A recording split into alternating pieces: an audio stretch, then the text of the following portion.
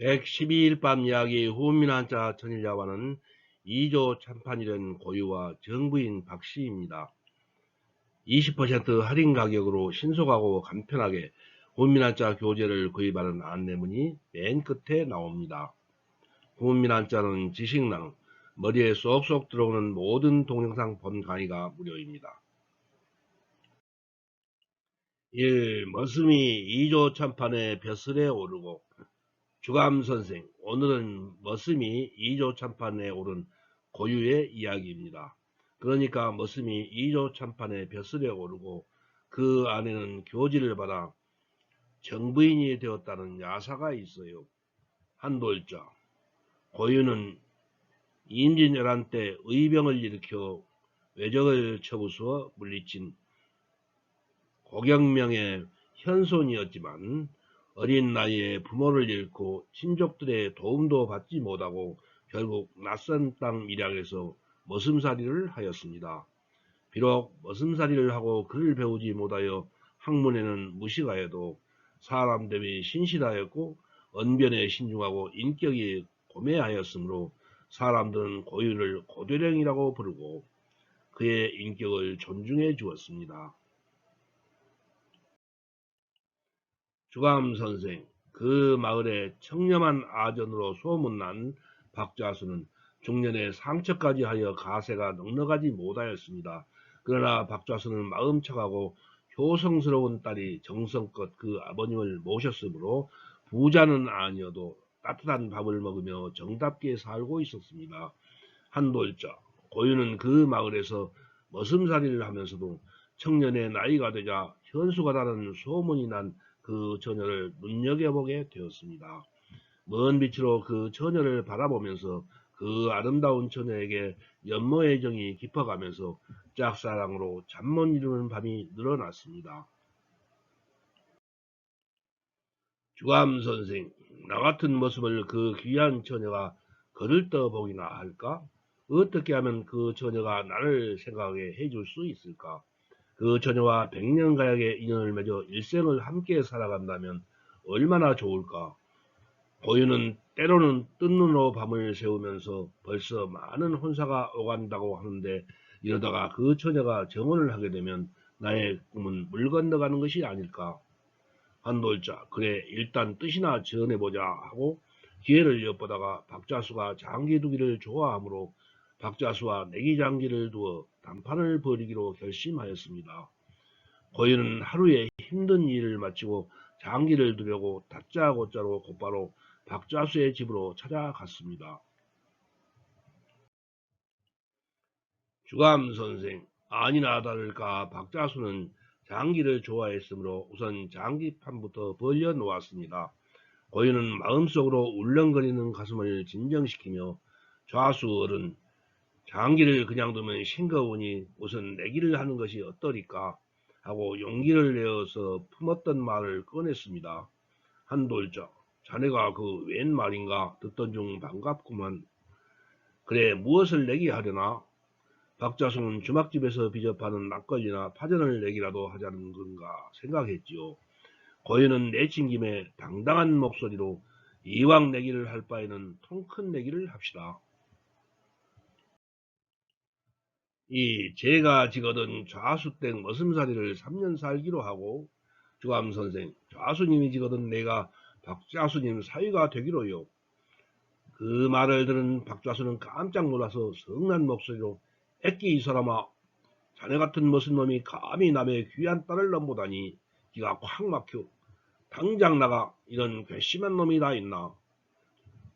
고유는 박좌수에게 심한 꾸지람을 듣고 심한 모욕감에 어쩔 줄을 몰랐으나 하는 수 없이 터벅터벅 발길을 돌렸습니다.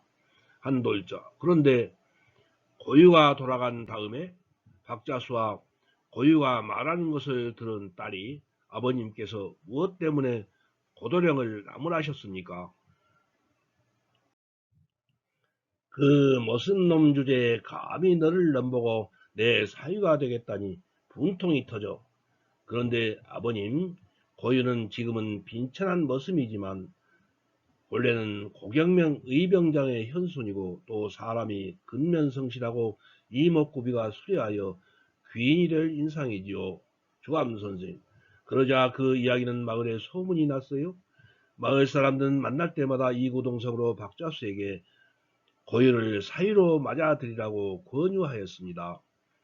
박자수도 마침내 고유를 사위로 맞이하기로 하였습니다. 간소한 차림으로 혼례상을 차리고 마을 사람들이 십시일반으로 주기로 쌀을 모으고 술동이를 열어 잔치를 벌였습니다.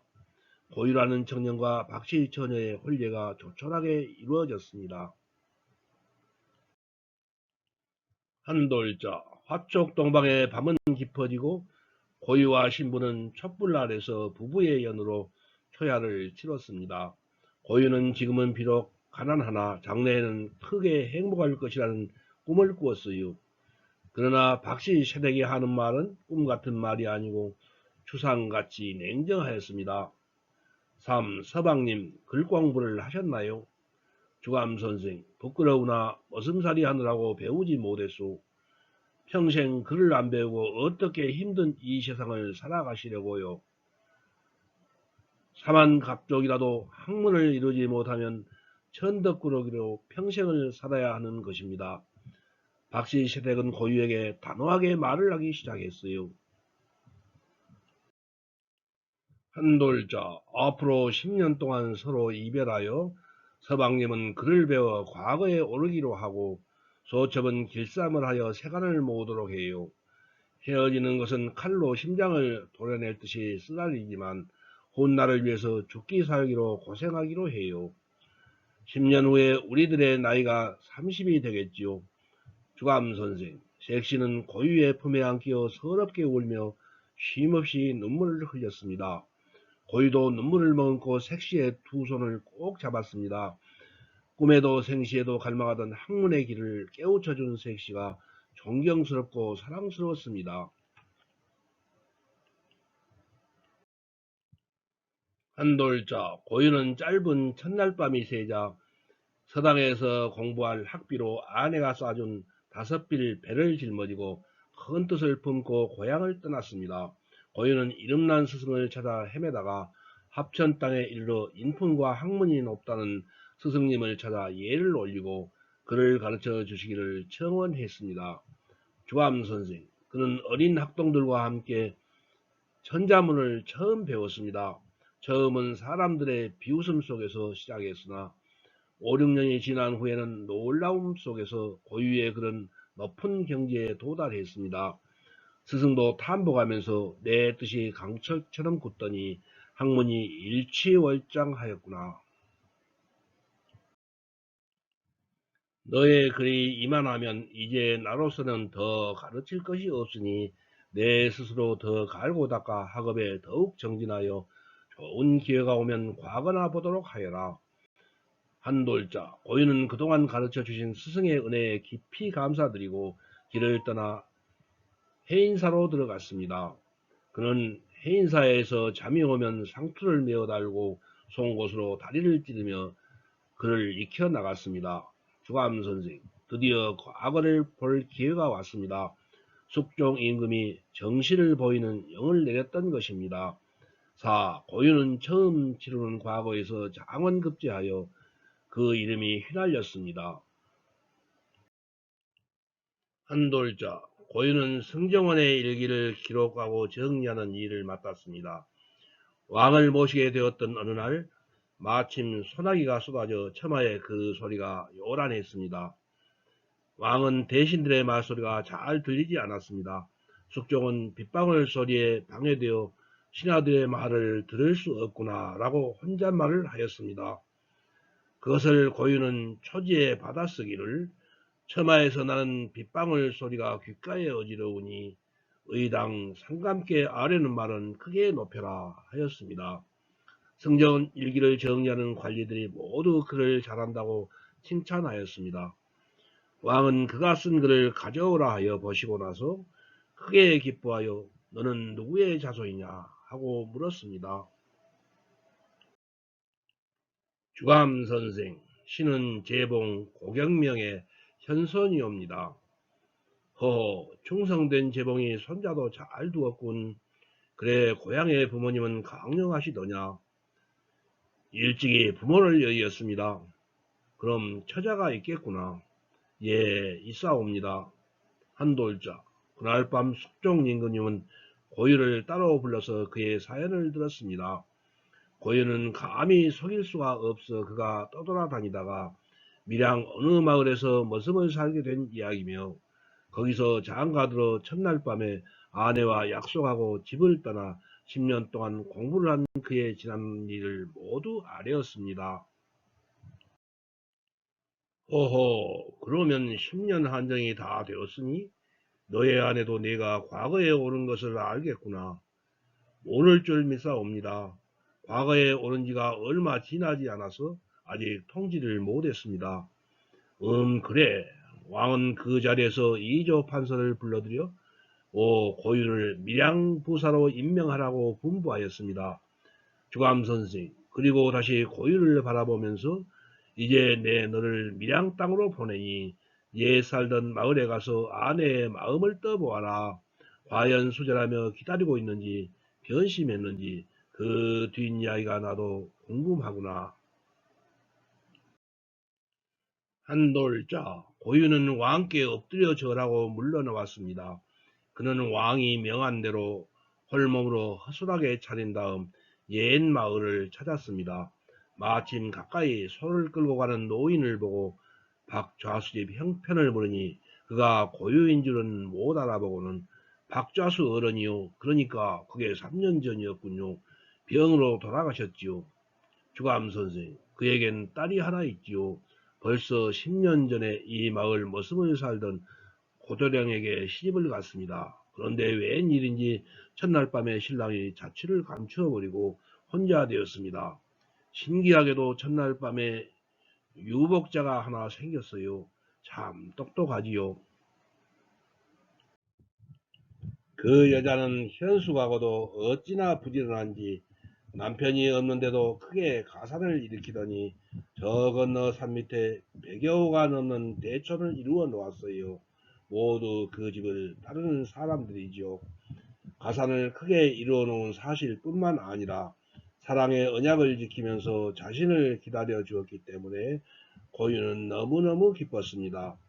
한돌자, 고유는 자신을 따르는 관속들에게는 곧 주막에서 대기하도록 하였습니다. 사람들이 가르쳐주는 대로 그 큰 집 대문을 열고 들어가 지나가는 길손이 밥 한 그릇 얻어먹으려고 왔소이다. 고 하였습니다. 사랑방에서 글을 배우고 있던 소년이 그 소리를 듣고 나왔습니다. 들어오세요, 손님. 고유는 그가 아들인 줄 알면서도 짐짓 아니 처마 밑에서라도 좋네 라고 하였습니다. 아니 올라오세요. 우리는 과객을 마당에서 접대하지 않습니다. 고 하였습니다. 그런데 손님의 성씨는 무엇인지요? 비렁뱅이에게 무슨 성이 소용이 있나요? 남들은 고가라고 하지만. 주감 선생, 그러자 소년의 눈이 더욱 빛났습니다. 그럼 손님 처가의 성씨는요? 10년 전에 장가들어 그도 첫날 밤을 지내고는 헤어졌으니 무슨 처가랄 게 있을까? 그대 고야 박좌수 댁이었지만 그때 박씨 부인이 사랑에 웬 과객이 들었는데 성이 고시라고 하는지라 귀를 기울이고 있는 참에 아들이 나왔습니다. 박씨 부인은 고개를 끄덕이고 아들을 따라 사랑방으로 들어갔습니다. 비록 10년을 따라 살았지만 한눈에 알 수 있는 남편이라 기쁨의 눈물을 흘렸습니다. 한돌자, 박씨 부인은 10살 먹은 아들을 인사시키고 오랫동안 회포에 쌓인 이야기를 하였습니다. 고유는 그 아들의 머리를 쓰다듬으며 여전히 힘없는 소리로 그의 지나간 일들을 꾸며댔습니다. 그렇게 집을 떠나서는 뜻을 이루어 보려 하였으나 원수가 사나워 배를 판 도는 도적을 만나 빼앗겨 버렸다오. 이리저리 유랑걸식하여 다니자니 그를 배울 힘도 나지 않았거니와 혹 서당에 있어 그를 배우고자 하여도 돈이 없으니 아무도 그를 가르쳐 주려고 하지 않았다오. 그래 세월만 허비하고는 한자도 배우지 못하고 이렇게 거렁뱅이가 되었지요. 주감 선생. 그러나 부인은 조금도 원망하거나 민망해하는 빛이 없이 사람의 팔자는 운수에 달렸다고 하였습니다. 자기가 부지런히 길쌈하고 농사를 지어 문전옥답을 마련하여 마을의 부자가 되었으니 아무런 걱정이 없다고 하였습니다. 그리고는 좋은 옷과 음식을 들여놓으며 도리어 남편을 위로하여 주었습니다. 고유는 음식상을 앞에 두고 부인이 가져온 옷으로 갈아입었습니다. 한돌자. 그런데 부인의 눈길에 남편의 겉옷은 누추한 과객의 옷차림이지만 속옷은 새하얗고 깨끗한 것에 놀랐습니다. 더구나 허리춤에는 관리들이 차는 명패가 흔들거리고 있었으니 더욱 깜짝 놀랐습니다. 주감 선생, 부인은 서방님 사실대로 말씀해 주십시오. 고인은 그제서야 우리 부부의 사연을 들으신 상감마마께서 지시한 것이라오. 당신의 마음을 떠보려 한 것이 결코 고의가 아니었소 하고 부인을 속인 사연을 말하였습니다. 한돌자. 그리고 고유는 나와 동행하는 사람들이 있으니 집안으로 불러들여야 하겠소. 그래서 부인이 하인을 시켜 고유를 따르는 아정과 포조를 들어오라고 하였습니다. 그러자 한 관원이 품에서 호적을 꺼내어 소리 높이 불렀습니다. 그러자 기다렸다는 듯이 수십 명의 관속들이 달려와 안으로 들어가서 도열하였습니다. 주감 선생 그리고 박씨 부인을 향해 무난 인사를 하려고 야단이었습니다. 고인은 아전이 가져온 관복으로 갈아입고 박씨 부인 앞에 당당하게 섰습니다. 부인은 가슴에 벅차오르는 기쁨을 감추지 못하고 눈물을 흘리며 큰 소리로 흐느껴 울었습니다. 그 이튿날부터 고인은 동네의 남녀노소를 모두 초청하여 크게 잔치를 베풀었습니다. 한돌자. 박씨 부인은 그동안 모아놓은 곡식을 모두 가난한 사람들에게 나누어 주었습니다. 처음으로 그를 깨우쳐 주신 서당의 스승과 해인사 스님들에게도 보은의 패백을 보냈습니다. 요 고유는 얼마 안 있어 다시 벼슬이 경상감사에 올랐다가 2조 참판을 제수받았습니다. 주감 선생, 전라도 의병장 고경명의 후손 고유는 숙종과 영조, 정조의 3대를 받들어 봉직하였고 부인도 교지를 받아 정부인에 정직되었답니다. 고경명은 1533년 전라도 광주에서 출생하여 1552년 명종 8년 10년 문과에 장원급제하였습니다. 고경명은 동네 부사로 있다가 서인이 제거될 때 파직되어 낙향하였습니다. 한돌자. 임진왜란이 일어나 왜군이 파죽시세로 한성을 점령하자 병문을 돌려 6천여 명의 의병을 담양에 모아 진용을 편성했습니다. 큰아들에겐 진주성을 사수하게 하고 금산에서 관군과 함께 왜군에 맞서 싸우다가 작은아들 고인우와 함께 전사하였습니다. 조정에서는 의정부 좌찬성에 출연하였고 광주의 포충사, 금산의 성곡서원, 종용사, 순창의 화산서원에 배양되었습니다. 다음 112일 밤 이야기 후미나자 전일야와는 무릉도는 중국의 별천지 사상 2-1입니다. 오른편 할인 가격으로 교재를 주문하시고 교재 대금은 택배로 책을 받으신 다음에 입금하세요. 이 주소, 성명, 전화번호, 책명, 가격을 문자 메시지로 김종호 010-628-1192로 보내주세요. 답변을 보낼 것임. 3. 교재는 오후 3시 이전에 신청하시면 바로 다음날 받으시게 하겠습니다. 토, 일, 공휴일은 수년. 4. 입금 계좌 번호는 교재 뒷표지 안쪽에 있어요. 낙권 구매는 교보문고 예스24 인터파크 알라딘에서 구입하시기 바랍니다.